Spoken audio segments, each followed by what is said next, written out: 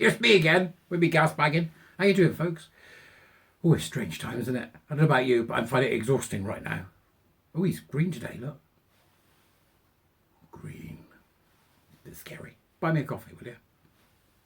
My birthday's coming up. I'm going to be begging you all to become Jesterites.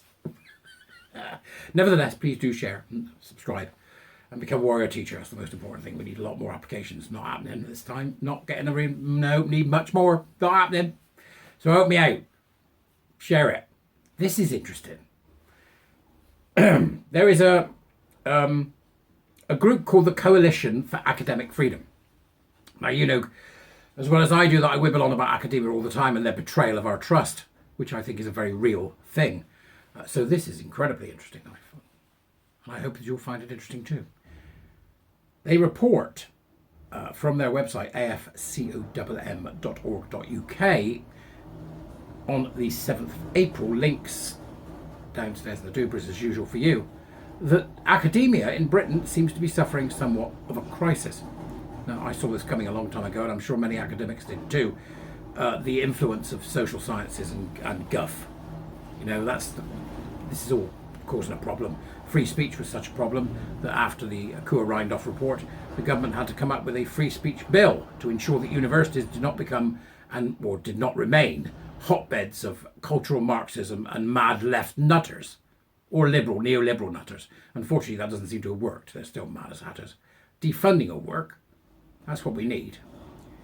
So the UK ranks 66th in academic freedom index, lower than any other Western European country. Now, I've no idea what the importance of this is, but they seem to have some very important points about what academia should be doing, and they're worth understanding what those points are. So, in a global assessment, and you've got a link there to that global assessment, do your own work, right?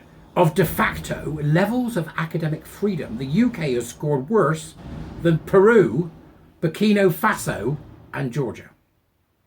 Hello. The Academic Freedom Index is an annual assessment of de facto levels of academic freedom in 179 countries, carried out by researchers at the Frederick Alexander University and the VDEM Institute at the University of Gothenburg. Now, that should be DC related, but it's not, right? The Academic Freedom Index measures levels of academic freedom on 5 indices. These are interesting. Number 1, the freedom to teach and research. To what extent are scholars free to develop and pursue their own research and teaching agendas without interference? That's interesting, wasn't it? They should be very free to do so, I feel, except in, you know, the nonsense merchant crap, like the critical social justice stuff, which has got to go. It's just got to go. Critical fat studies and critical bumpy studies and critical armpit looking. I don't know. Critical navel gazing. Honest to God, you talk to one of these idiots and you think they would think critical navel gazing was something to do with Vasco da Gama or Columbus. We're going to talk about critical navel gazing because that's what people did on ships years ago. They used to hold things to their eyes and look at the stars, which may not be there because they're socially constructed. Loons, right?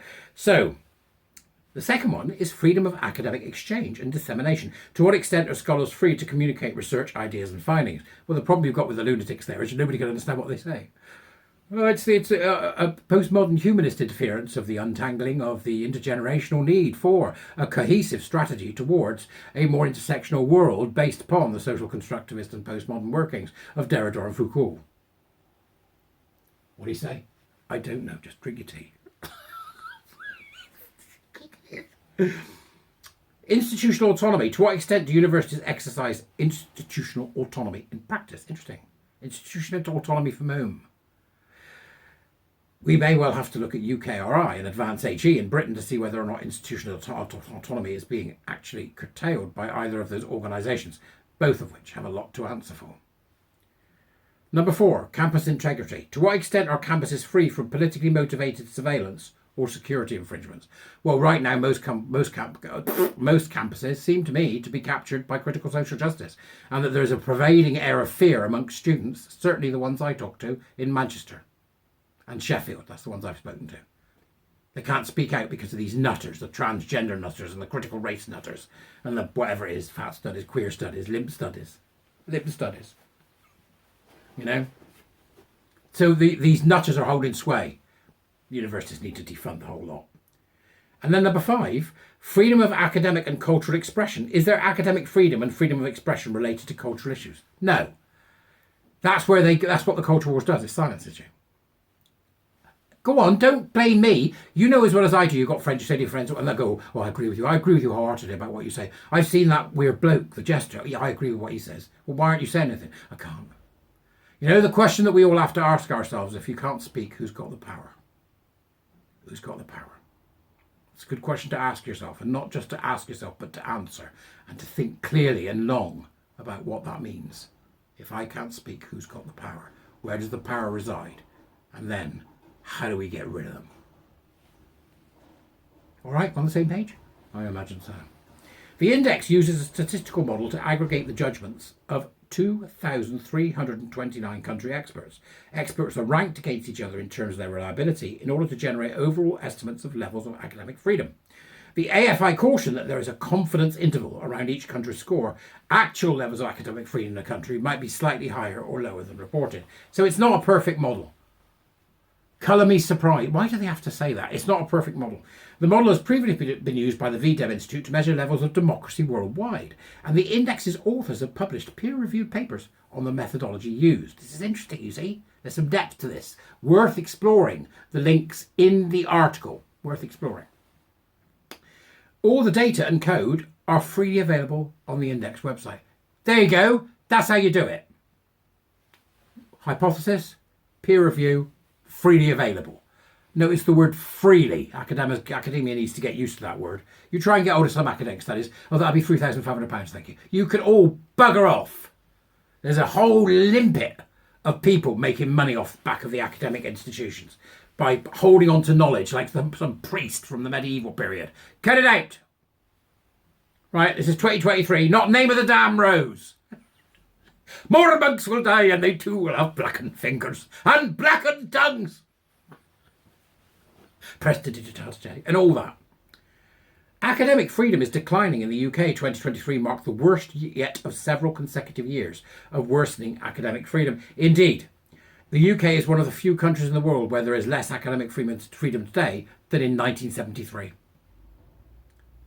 See, 1973, lots of academic freedom. The nutters were about after that as well. The different nutters, but same leanings, right? So you had the left and the liberal nutters about then in the late 70s, early 80s, till they were dealt with, right? And now we've got like the left and liberal nutters, like the unions, the National Education Union, supporting castrating kids. It's absolutely insane. It's absolutely insane. Be that chemical, sociological, or psychological castration. Anything to do with the trans cult, and they're supporting it. Right, go look, great link, lots to explore, which I hope you'll do, because our keeping looking at things and being educated and understanding how things work allows us to draw pictures and tell stories. And that's what it's all about. Come be a warrior teacher, find out more. I'll see you later. Bye-bye.